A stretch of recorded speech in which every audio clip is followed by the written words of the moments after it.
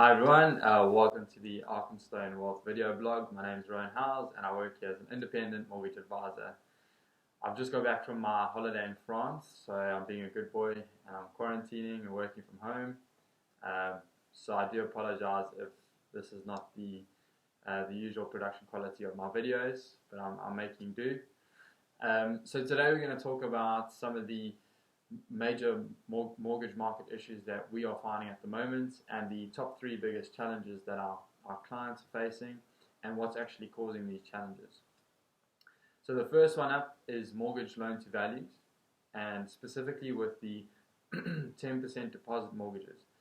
So pre-COVID and over the last few years, if you had saved up 10% deposit, it was quite easy to look at a number of lenders that would offer you a mortgage on a 10% deposit.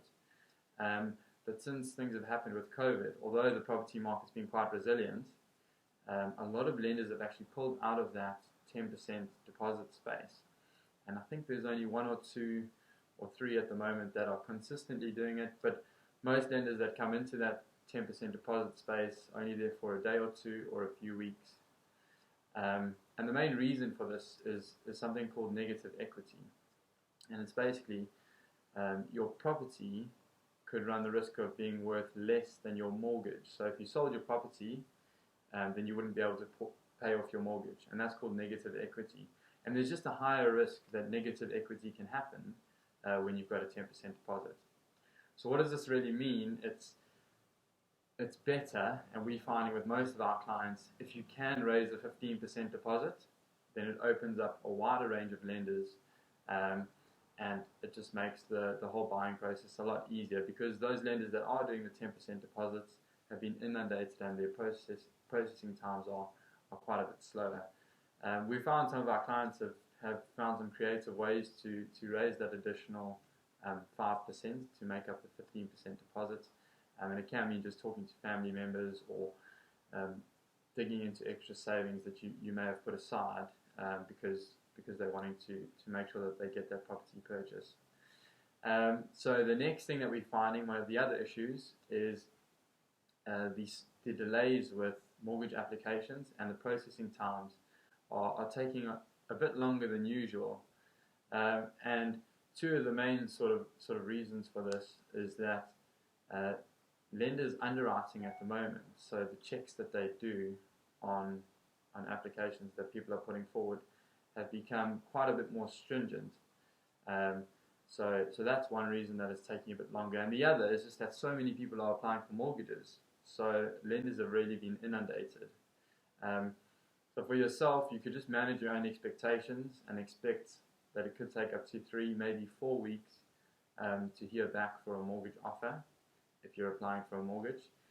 And the other thing is just make sure you provide the lender with all your documents up front. So bank statements, pay slips, and anything else that they might ask for. Rather just give everything up front and not try to cut any corners. Because if they do ask for something else further down the line, it can delay your process by a week or 2, and then that just pushes everything further back. And then the last thing that we're finding, an issue that we're finding, is with buildings that are made from cladding, so cladded properties.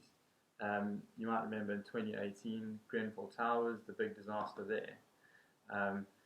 So with cladded properties, what is now required by lenders is an EWS1 certificate. And it's basically a fire, health and safety certificate saying that the property and the building is safe. And we're finding that a few of our clients aren't actually able to move properties to buy or sell because their building doesn't yet have that certificate. So there's a number of people out there that are actually stuck at the moment, and they're just waiting for a surveyor to come and provide the building with a certificate, and then lenders will provide a mortgage on that property. So if you are in that situation, it's probably ideal to put pressure on your managing agent or your housing association to make sure that they are trying their utmost to get that certificate as quickly as possible. Because you wouldn't want to be in a position where you'd like to move or you'd like someone to buy your property, but you're waiting on that certificate. So I hope you've enjoyed this video and hearing a few of the issues that our clients are facing and that we're facing. If you'd like to get in touch, I'm going to leave the contact details and the links below, so please get in touch with us. And yeah, as always, thanks for watching, and I'm going to stick my head out the window now for some fresh air. Cheers.